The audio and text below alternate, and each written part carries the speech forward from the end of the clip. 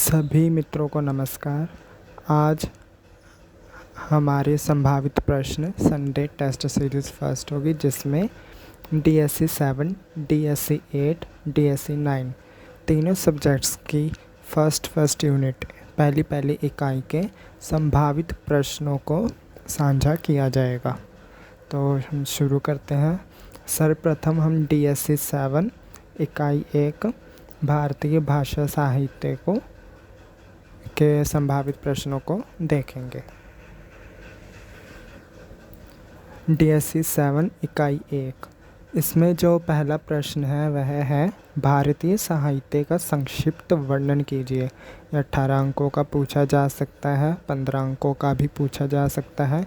इसमें भारतीय साहित्य का संक्षिप्त वर्णन देना है, जिसमें हमारा वैदिक साहित्य, लौकिक साहित्य, संस्कृत, पाली, अपभ्रंश, ये इन सभी संगम साहित्य, तमिल, इन सबको हमने इन सभी का संक्षिप्त वर्णन इसमें देना है, जो कि पूरी तरह से इसके नोट्स भी Hindi honest third semester Instagram handle पर ऑलरेडी सेंडेड किए गए हैं, पोस्ट किए गए। आप वहां से देख सकते हैं इसका पूरा उत्तर।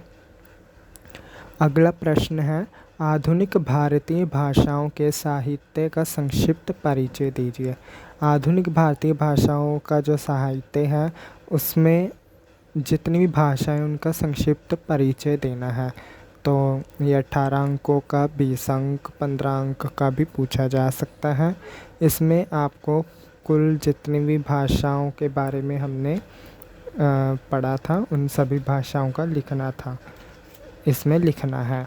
जो हमारी आधुनिक भारतीय भाषा है वह है हमारी असमिया, बांग्ला, उड़िया, गुजराती, मराठी, उर्दू, पंजाबी, कश्मीरी, सिंधी, मैथिली, तमिल, कन्नड़, तेलुगु, मलयालम, इन सभी का हमें संक्षिप्त परिचय देना है। आगे बात करते हुए हमारा तीसरा प्रश्न आता है कि निम्नलिखित पर टिप्पणी कीजिए। ये एक जो क पाठ है, ख ग घ ड़, ये सभी 10 अंकों के पूछे जा सकते हैं। 5 अंकों का एक भी पूछा जा सकता है। इसमें संभावित प्रश्नों को लेते हुए 2 को जोड़ा गया है, जिसमें पहला है वैदिक साहित्य और संस्कृत साहित्य पर टिप्पणी करनी है। दूसरा लौकिक साहित्य व पाली साहित्य पर टिप्पणी करनी है। तीसरे में संगम साहित्य एवं अपभ्रंश साहित्य। घ में पंजाबी भाषा और उर्दू भाषा के ऊपर संक्षिप्त टिप्पणी करनी है। और 5वें में तमिल व असमिया भाषा पर टिप्पणी करनी है। इन सभी प्रश्नों के उत्तर Instagram Hindi honours third semester पर पोस्ट कर दिए गए, आप वहां से देख सकते हैं। आगे बात करते हुए हमारा आता है DSC 8 इकाई 1 भारत दुर्दशा के संभावित प्रश्न। इसमें जो हमारा पहला प्रश्न है उसमें हमारी पूछा गया है भारत दुर्दशा नाटक में चित्रित समस्याओं का विवेचन कीजिए।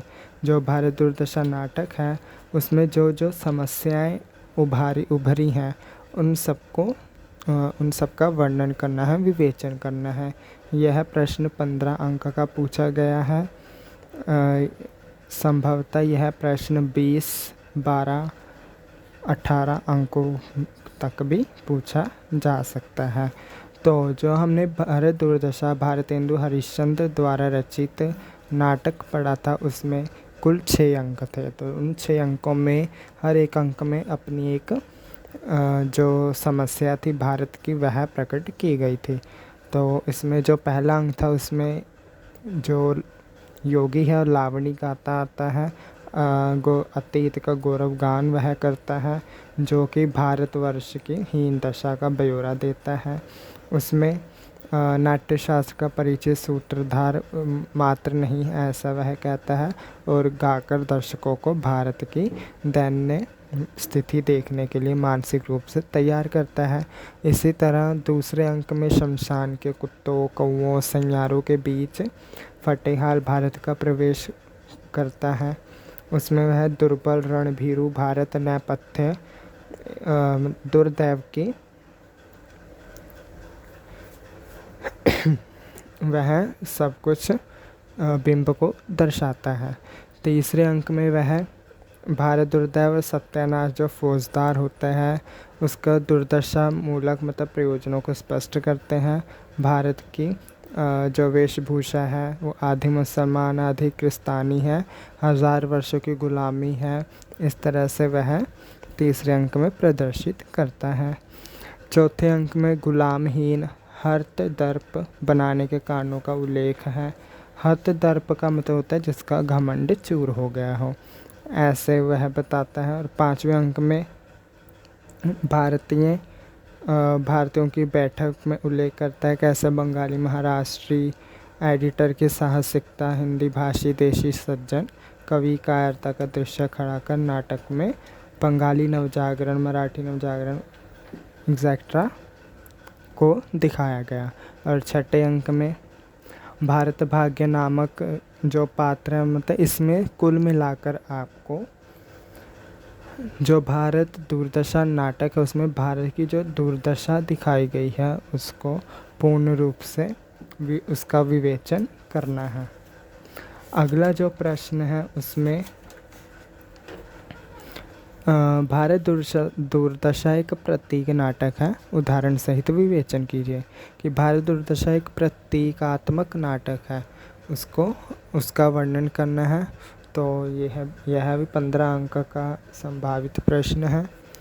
आगे जो सबसे ज़्यादा जो पूछा जाता है 100% ये पूछा जाता है प्रश्न कि निम्नलिखित की सप्रसंग व्याख्या कीजिए। इसमें भारत दुर्दशा नाटक का ही हमने पूछना है तो उसी का कुछ अंश प्रकट किया गया है।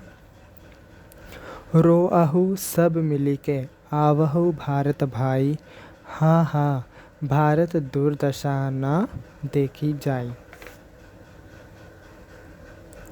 सबके पहिले जे ही सभ्य विधाता कीनो, सबके पहिले जो रूप रंग रस भीनो, दिन दिन दूने दुख इस देत हाहारी, सबके ऊपर टिक्कस की आफत आई।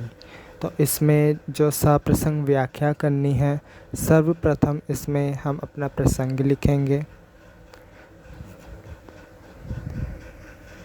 सबसे पहले इसमें हम अपना संदर्भ लिखेंगे, फिर प्रसंग, उसके बाद व्याख्या और विशेष लिखेंगे। जो संदर्भ है कि यह किसने नाटक लिखा, कब लिखा, वो 2 पंक्तियों में पूर्ण रूप से बताएंगे भूमिका के रूप में। प्रसंग में यह कहाँ से पंक्तियाँ ली गई हैं, तो यह भारत दुर्दशा नाटक के पहले अंक की पंक्तियाँ हैं। इस प्रकार से वर्णन करेंगे इसमें क्या बताया गया है भारत की दुर्दशा के बारे में। फिर भाव जो व्याख्या है उसमें हम इसका हिंदी सरलार्थ करेंगे, जैसे रोवहु सब मिल के आवहु भारत भाई, के सब मिल के आओ भारत के भाइयों, हाँ हाँ भारत दुर्दशा न देखी जाए। कि अब हम मिल के रोते हैं और थोड़ा रोने के बाद संघर्ष करते हैं और जो कि ये भारत की दुर्दशा देखी नहीं जा रही उसको मिलके ठीक करते हैं। तो इस प्रकार से इन सभी पंक्तियों का हमें हिंदी सरलार्थ करना है। आगे जो है और चौथा है उसमें हम विशेष लिखेंगे, इसमें अलंकार वगैरह इसमें हम डालेंगे, छंद पंक्ति जो भी है। अगला DSC 9 इकाई 1 के संभावित प्रश्नों को हम देखते हैं। पहला प्रश्न है यहाँ पर भाषा एवं उसकी परिभाषा। साफ कहने का मतलब कि भाषा की परिभाषा और उसके स्वरूप की विवेचना कीजिए। यह प्रश्न 12 अंक, 15 अंक, 20 अंक तक का संभावित प्रश्न पूछा जा सकता है। तो इस प्रश्न का उत्तर भी इंस्टाग्राम हैंडल पर हिंदी ऑनर्स थर्ड सेमेस्टर पर पोस्ट किया गया है। नोट्स के रूप में आप वहाँ से उसे देख सकते हैं। इसी प्रकार दूसरा प्रश्न, भाषा की संरचना तथा विशेषताएं लिखिए। तीसरा प्रश्न, निम्नलिखित पर टिप्पणी करें। भाषा विज्ञान का स्वरूप, भाषा विज्ञान के अध्ययन की पद्धतियाँ, भाषा विज्ञान के अध्ययन की उपयोगिता आदि। ठीक है, तो इस प्रकार से आज हमारी फर्स्ट टेस्ट सीरीज़ में DSC 7, 8 एंड 9 की संभावित प्रश्नों को बताया गया है। इसी प्रकार से जो अगली टेस्ट सीरीज़ आएगी उसमें DSC 7, 8, 9 की इकाई 2 मतलब तीनों सब्जेक्ट्स की इकाई 2 के बारे में चर्चा की जाएगी। तब तक हमें इकाई 2 तीनों सब्जेक्ट की पूर्ण रूप से समाप्त करनी है। यदि हम सभी पाठों की इकाई 2 के बारे में जानें तो DSC 7 में हमारी इकाई 2 अभी हम नहीं करेंगे, उसके सीधा हम इकाई 4 करेंगे, जिसमें काबुली वाला कहानी है रविंद्रनाथ ठाकुर जी द्वारा रचित। तो हम उसको पढ़ेंगे। और राम विजय नाटक है शंकर देव जो असमिया में लिखा गया है, उसको पढ़ेंगे। DSC 8 में हम इकाई 2 ध्रुव स्वामिनी करेंगे, जो जयशंकर प्रसाद जी ने लिखी नाटक। ध्रुव स्वामिनी भी एक नाटक है। इसी प्रकार DSC 9 सामान्य भाषा विज्ञान में हम इकाई 2 ध्वनि विज्ञान एवं रूप विज्ञान करेंगे, जिसमें हमारे स्वन, स्वनिम, संस्वन, स्वर एवं व्यंजन होंगे, ध्वनियों का वर्गीकरण, ध्वनि परिवर्तन की दिशाएं, रूप की परिभाषा, शब्द और रूप, पद, अर्थ, तत्व तथा रूप परिवर्तन की दिशाएं। यह सब हम DSC 7 की इकाई 4, DSC 8 और 9 की इकाई 2 को समाप्त करने के पश्चात हमारी टेस्ट सीरीज़ 2 आएगी। आज के लिए बस इतना ही। अपना कीमती समय निकाल कर इस पूरे पाठ को, आज की पूरी कक्षा को सुनने के लिए आप सभी का तहे दिल से धन्यवाद।